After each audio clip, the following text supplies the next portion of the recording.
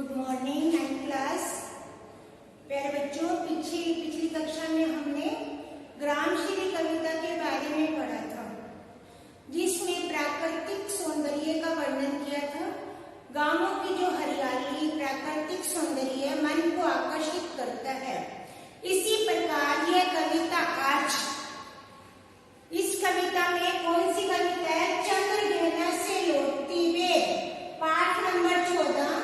चंद्रघेना से लौटती बेल, कवि का नाम है केदारनाथ अग्रवाल। कवि का नाम क्या है? केदारनाथ अग्रवाल। तो प्यारे बच्चों, इस कविता को, यह कविता भी आपके इस साल पाठ्यक्रम में नहीं है।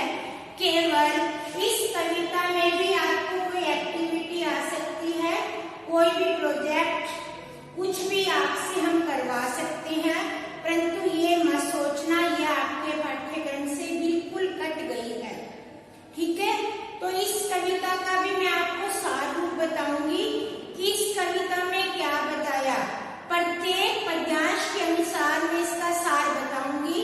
तो प्यारे बच्चों, आपने इसे ध्यान से सुनना है कि इस कविता में क्या बताया गया। तो देखेंगे, अपनी बुक खोलो, कविता पाठ नंबर 14, क्षितिज, पाठ नंबर 14, चंद्रघेना से लौटती बेल। अब पहले तो कविता का नाम का अर्थ समझेंगे। चंद्रघेना, चंद्रघेना एक स्थान का नाम है और बेल शब्द का अर्थ है समय। बेल एक खाने वाला बेल होता है और एक बेल समय का बोध कराता है।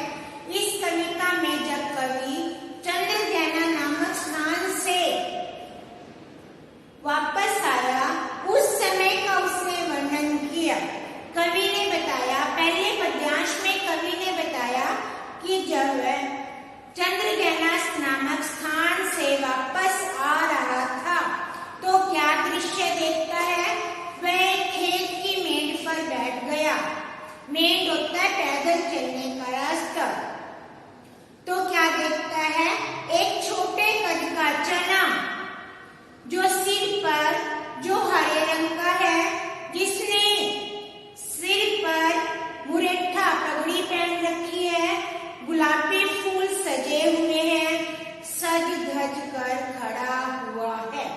उसके साथ में अलसी का पौधा है जो जिद्दी है और अलसी की कमर पतली है, लचीली है, उस पर नीले फूल खिले हैं और अलसी ऐसे कह रही है, उस व्यक्ति को अपना हृदय दान करेगी, अर्थात प्रेम करेगी, जिसको जो उसे छुएगा।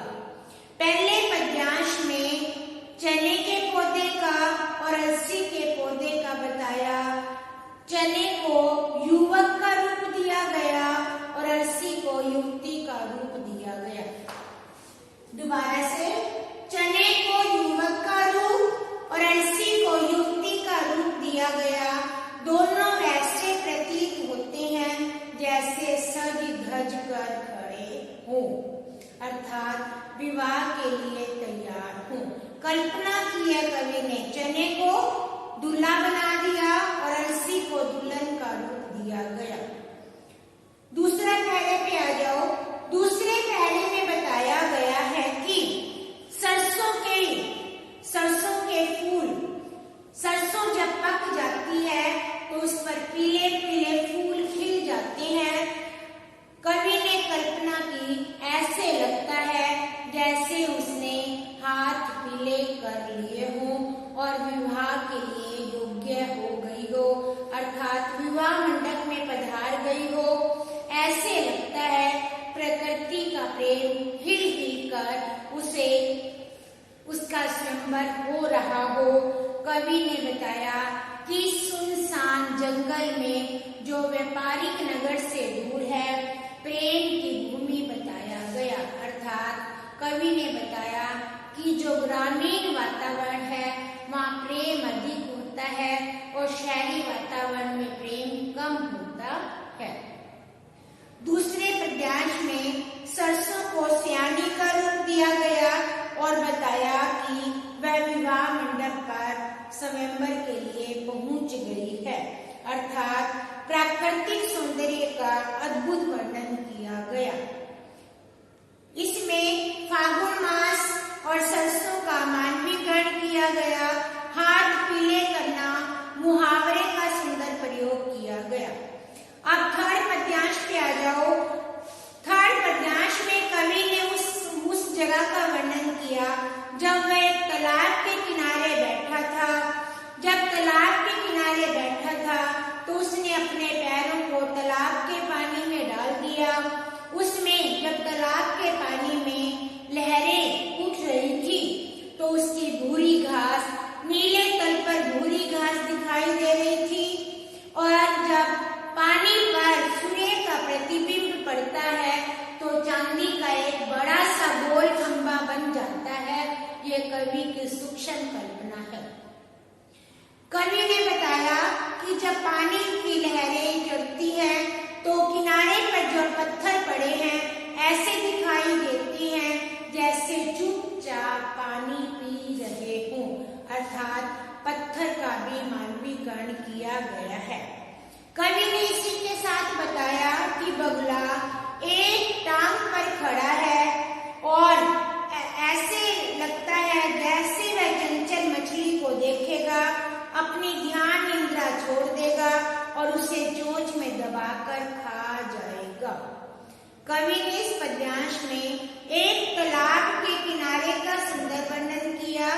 तालाब में जब नीले तल पर घास की लहरें उठ रही हैं, कवि ने बताया जब लहरों के साथ पत्थर पर पानी आता है तो वे पानी पी रहे प्रतीत होते हैं। बगुला एक टांग पर खड़ा होकर मछली का इंतजार करता है। जैसे ही मछली आती है तो उसे चट से खा जाता है। अगले पद्यांश में कवि ने देखो क्या कल्पना की। एक काले माथे वाली चिड़िया बहुत चालाक है, उसके सफेद पंख हैं। वह जल पर जब टूटती है तो जब वह जल की सतह पर टूटती है तो सफेद मछली तुरंत बगुला उसे पकड़ लेता है और आकाश में उड़ जाता है। कवि ने यह भी बताया उसके आसपास रेल की पटरी दिखाई देती है। जो रेल आने का समय नहीं था इसलिए कवि आजाद होकर, स्वतंत्र होकर वहां बैठा हुआ था। कहाँ पर? रेल की पटरी पर। क्योंकि कवि ने ये रास्ते का वर्णन किया जब वह चंद्रघेना से वापस आ रहा था।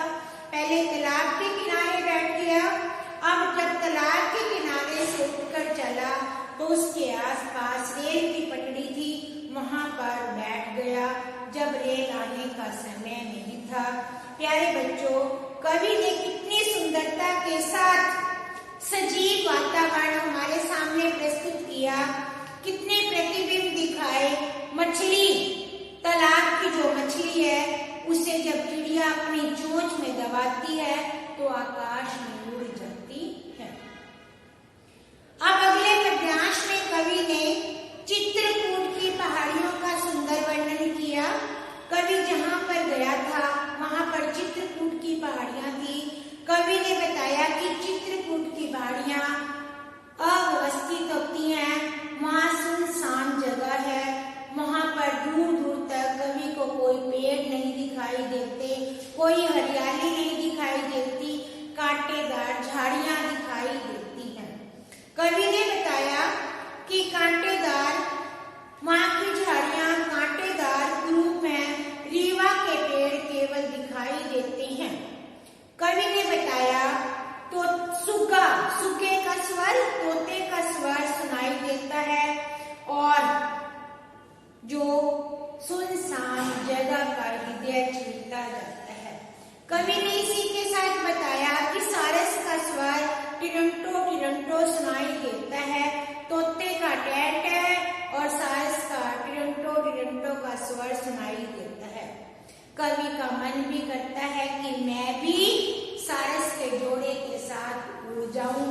अर्थात कवि का मन भी उड़ने को करता है।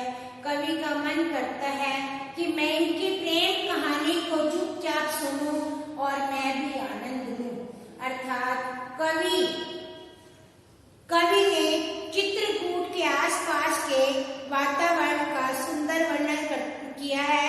और जीव जंतुओं के बारे में भी बताया है कि उनका कितना सच्चा प्रेम होता है। तो प्यारे बच्चों, इस पाठ में कवि ने नगरीय संस्कृति के प्रति आक्रोश व्यक्त किया है, जो ग्रामीण संस्कृति को महान बताया है। ग्रामीण संस्कृति का वातावरण वो शांतमय होता है और नगरीय संस्कृति का वातावरण हो शोर शराबे से भरा होता है। कवि ने ये भी बताया, इस कविता में कवि ने फसलों सब्जियों का सौंदर्य बताया है और कवि ने ये भी बताया है कि प्राकृतिक सुंदरता मन को आकर्षित करती है। तो प्यारे बच्चों, इसमें सबसे पहले चने का, फिर अलसी का, फिर सरसों का, फिर नदी तालाब के किनारे का मोहक वर्णन, फिर चांदी का बड़ा गोल खंबा, जब सूर्य की प्रतिबिंब पानी पर पड़ती है तो चांदी का गोल खंबा दिखाई देता है। कवि ने प्रकृति का मानवीकरण किया। मानवीकरण कैसे किया? चने को भीगना बताया, अलसी को ढीली बताया, सरसों को सियानी बताया, फागुन मास गीत गाता हुआ बताया, पत्थर चुपचाप पानी पी रहे हैं। इस प्रकार कवि ने प्रकृति का मानवीकरण करके कविता का सौंदर्य और भी बढ़ा दिया। इसमें जो काले माथे वाली चतुर चिड़िया के बारे में बताया। जो चतुर चिड़िया है वो शोषण करने वाले का प्रतीक है कि आज समाज में कैसे चतुर लोग दूसरों का शोषण करते हैं, उनको अपने अधिकारों के नीचे दबा देते हैं। तो प्यारे बच्चों, चंद्रग्रहण से लौटती वेद कविता केवल पठन के लिए है। इसके प्रश्न उत्तर आपके पेपर में नहीं आएंगे। केवल हम 5 नंबर की एक्टिविटी आपसे करवा सकते हैं। फिर भी आप इसे ध्यान पूर्वक सुनना और इस पर अमल करना कि हमारा प्राकृतिक सौंदर्य हमें कैसे मोहित कर लेता है। तो प्यारे बच्चों, आप भी जब भी समय मिले प्रकृति का भरपूर आनंद लिया करो। अपने आसपास पेड़ पौधे लगाया करो, घर में भी लगा सकते हो। आजकल तो घर में भी गमलों में भी हर प्रकार के फल फूल सब्जियां तक लोग लगा लेते हैं। तो प्रकृति को काटा नहीं करो, वृक्षारोपण